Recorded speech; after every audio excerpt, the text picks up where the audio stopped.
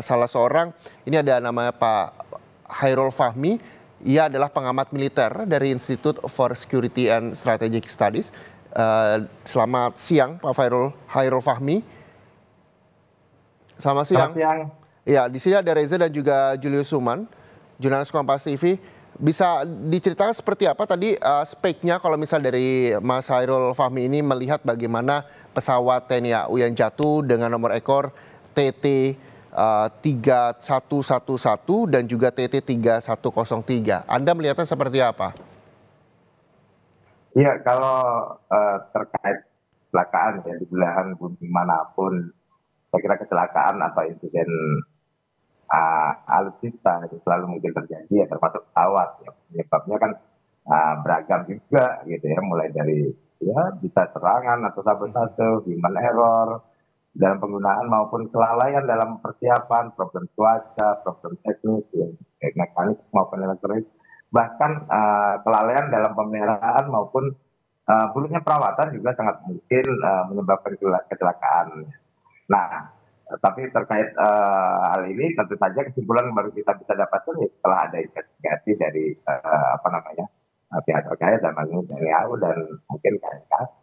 Saya kira jadi kalau dari sisi usia pesawat, saya kira juga usia pesawat masih relatif muda, gitu ya. Jadi sebenarnya kalau kita kaitkan dengan usia mungkin juga kurang tepat ya. Saya lebih cenderung mungkin apakah ada faktor teknis yang faktor teknis atau human error ini yang paling mungkin saya kira. Oke, walaupun juga kita masih menunggu apa rilis soal penyebab kecelakaan ini, begitu ya Pak Fahmi. Nah Pak Fahmi, tadi saya juga berbicara sama Bang Julius, di sini ada jurnalis Kompas TV juga, tolong konfirmasi jika salah Bang Julius, bahwa memang dari speknya Pak Fahmi, ini adalah pesawat yang memang sebenarnya cocok untuk geografis di Indonesia yang penuh dengan hutan, seperti kita tahu bahwa tadi itu juga jatuh di lereng Gunung Bromo, dan ini sebenarnya dari secara lokasi geografis juga sudah pas begitu. Namun tadi ya seperti Pak Fahmi sampaikan, namanya juga kecelakaan begitu, ada saja memang alasan yang memang kita masih menunggu apa penyebab kecelakaan tersebut. Betulkah demikian seperti yang disampaikan oleh Bang Julius yang memang juga sudah berkunjung ke pabriknya di Brazil begitu? Iya betul. Super Tucano ini EMB 314 Super Tucano ini kan memang merupakan sebuah pesawat latih lanjut ya, punya kemampuan counter insurgency atau pesawat anti perang gerilya gitu ya. Nah, dan kalau dari sisi desain ya memang ya pesawat ini sangat pas ya untuk untuk mendukung ya misi pengintaian, terus kemudian dukungan udara maupun aktivitas tadi anti perang gerilya atau penempatan separatis misalnya seperti itu. Nah, jadi kalau kita lihat ya memang dia ya cocok ya untuk Indonesia karena bisa dioperasikan dari pangkalan dengan fasilitas minimal sekalipun ya, kemudian terpencil kok karena ini dia dibuat mudah lah dan multifungsi gitu ya seperti karena ini, sehingga tentu untuk kebutuhan Indonesia yang memang membutuhkan pesawat multifungsi ya saya kira cocok.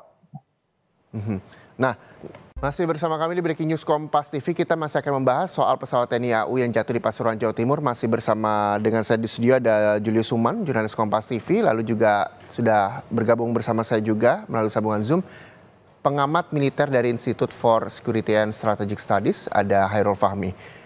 Mas Fahmi, tadi sebelum jeda iklan, saya sempat bertanya kepada Mas Fahmi dan juga Bang Julius, ini soal maintenance dari pesawat tersebut. Dari lihat pesawat tempur buatan Brazil, idealnya maintenance itu berapa lama, Pak Fahmi? Ya kan ada berbagai macam bentuk pemeliharaan kawasannya. Itu ada pemeliharaan yang sifatnya berkala, ya dalam jangka waktu tertentu dilakukan pemeliharaan secara menyeluruh begitu ya. Kemudian ada juga upaya yang dilakukan ketika pesawat akan digunakan dan setelah digunakan ya, itu juga apa namanya selalu dilakukan ya mestinya ya setiap setiap terkait dengan persiapan pesawat terbang ya, karena memang selalu harus dipastikan setiap pesawat-pesawat itu harus selalu dipastikan dia siap terbang dan siap tempur begitu. Jadi ini pemeliharaan berkala selalu dilakukan dan jangka waktu tertentu setiap tahun juga berbeda-beda. Saya kurang tahu persis mungkin Mas Julius lebih paham kalau terkait Super Tucano ini jangka waktu berapa lama dia harus misalnya katakanlah menjalani proses pemeliharaan perawatan di MRO.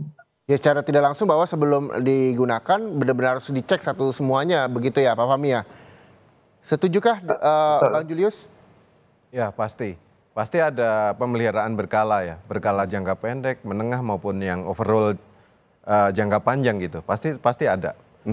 Tapi kan kita nggak bisa ngecek nih, misalnya untuk sudah penggunaannya seberapa intens dan Betul. Dan operasi yang dijalankan berapa intens itu pasti yang tahu operatornya gitu. Nah apalagi nih kan pesawat tempur gitu kan, nggak bisa kayak ngecek mobil pribadi kita. Ngecek di bengkel A, bengkel B. Nah, tapi logikanya sama, tetap ada nanti di kilometer sekian, misalnya kalau mobil ya. Iya. Kilometer sekian itu servis besar gitu. Di kilometer sekian cuma ganti oli ya. Perumpamaannya seperti itu. Cuma Super Tucano ini kan populasinya kecil ya. Satu skadron ini. Dulu pesannya cuma 16 unit. Iya. Indonesia cuma punya satu skadron. Kurang lebih 16 gitu ya. Artinya kan segi pemeliharaannya nggak bisa, ya kalau populasinya banyak kan biasanya lebih mudah ya. Betul. Sarananya biasanya pendukungnya sudah terakomodir. Sudah ada lebih dulu, pasti disiapin lebih karena populasinya, ini kan populasinya kecil. Nah dia harus juga bergantung dengan pabrikannya. Karena ini pesawat yang dibikin Brazil, PTDI-nya Brazil, Embraer. Nah kita harus punya hubungan dengan Embraer, harus pabriknya begitu supaya ya? Continue kan suku cadangnya dan sebagainya. Supaya pemeliharaannya itu terjaga kan kita tetap harus ada suku cadang yang diganti dan sebagainya. Oke. Gitu. Jadi memang harus terus berkomunikasi dengan pabriknya begitu ya, karena untuk maintenance memberikan mesin-mesin dan juga semua peralatannya harus bawaan dari pabriknya. Nah ini kan pesawatnya nggak nambah lagi kan sekarang, malah berkurang nih sekarang. Populasinya udah kecil. Betul. 16 sekarang mungkin 10 atau 11 nggak tahu. Itu juga memang menjadi pertanyaan dan belum ada statement apapun dari pihak TNI AU. Ya. Kita juga akan mendalami itu.